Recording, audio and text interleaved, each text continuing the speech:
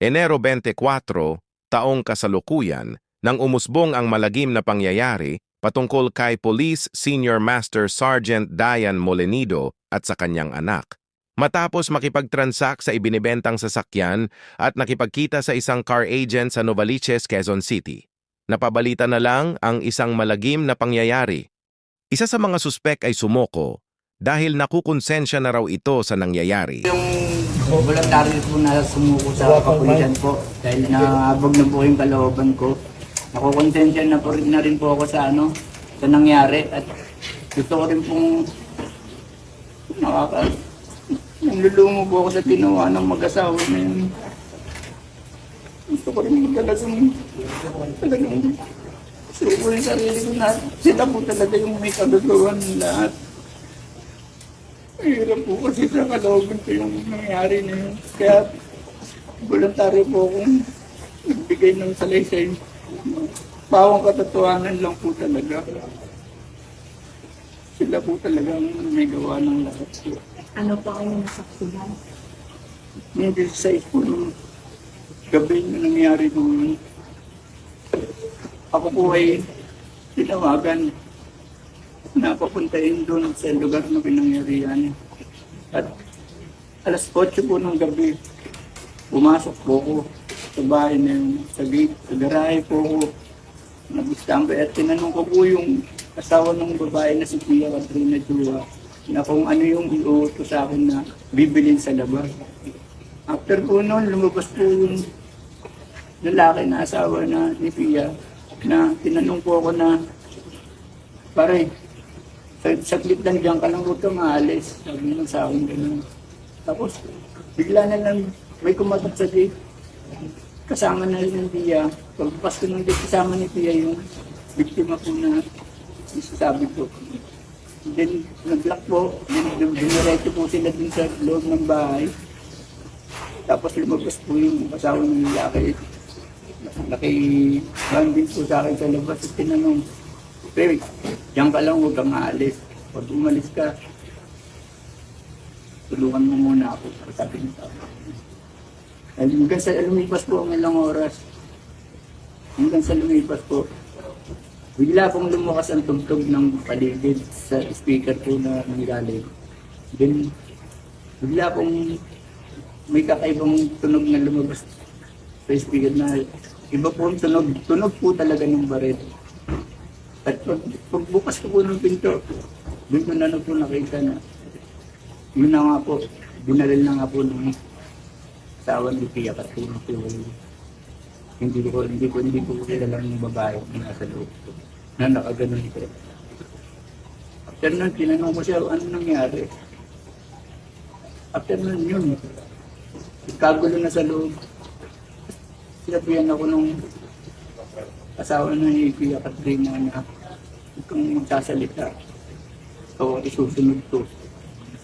Kaya napilitan po, hindi na lang talaga tumulong. Napakasakit po. Nakita ko na lang nangyari, binabalot ng yung bata. Buhat-buhat na yung kasawa nilagay dun sa bodega. Wala nang buhay. Sabi ko, mahirap na ginawa ninyo. Hanap din ako. Nandito po ako parang nakonsensya ko. Lusutang po ako. May anak din po ako eh. At nagpitawag ako sa hindi ko nila kasalanan ginawa. May ano ko sa sarili ko, malinis ang konsensya. Sila po talaga. Wala na po. Gawa. Ganyan po. Sir, Yes. bali kung pasok niyo po ng bahay, patay na po yung babae. Opo. At siya po ba yung babae na nakita na punsuhan? Ay, takas na?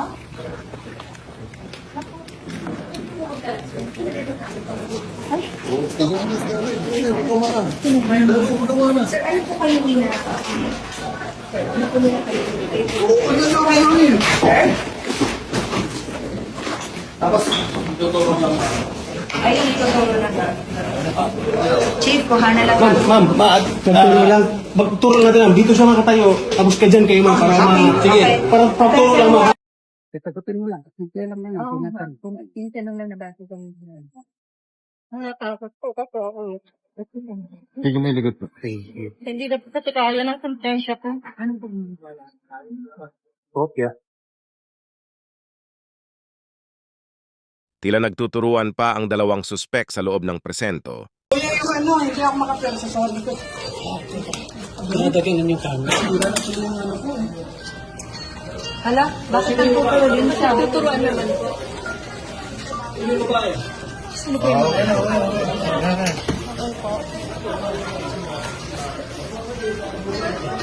Una nang itinanggi ng babaeng car agent na kinakasama ng dismissed na pulis na isa ring itinuturong suspek ang mga paratang sa kanya.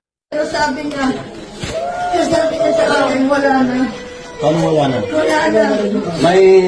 Meron ba kayong conversation ng ninong mo? Hindi na ako sinasabi ko, pwede na yung pakamit sa MTC.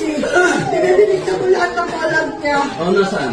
Nasaan? Nandun po sa cellphone ko, pinadinig na ko yung alam. Pwede mariretrieve yan. Mariretrieve namin yan. Messenger ba? Messenger? Phone number. Paano? Kaya. Sige. Kaya mo yun, MTC.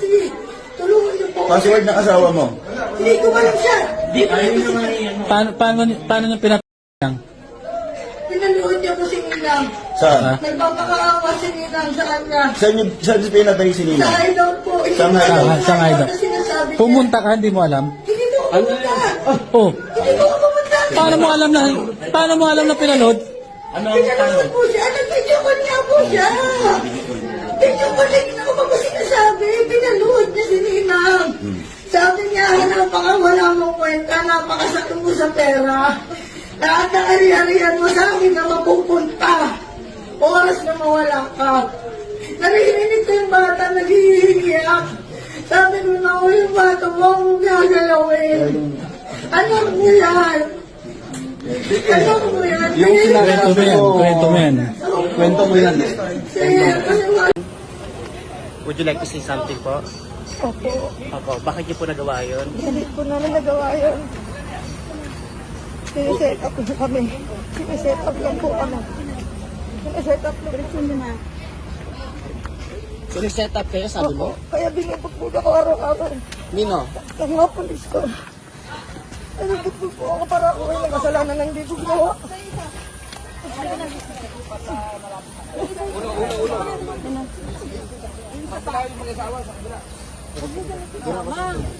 Okay to ma'am, pares ano to eh. Kabila na lang. Magkabila na lang. Oh, sa una ka na to.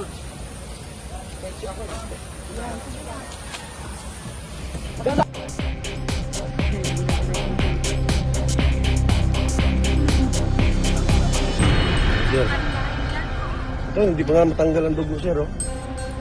Kasi tiniklop yan, sir, oh. Ito, dito mahiniga. Oo, sir.